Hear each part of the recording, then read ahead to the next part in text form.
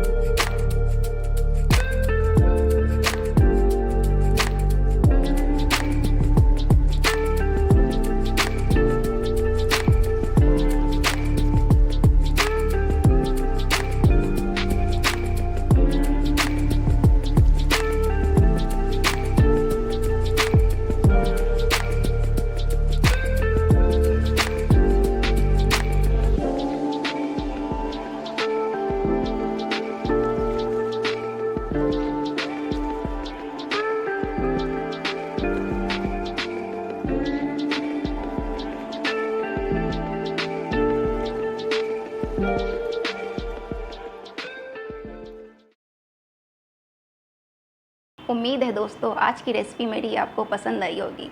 अगर पसंद आई है तो मुझे लाइक और सब्सक्राइब ज़रूर करें।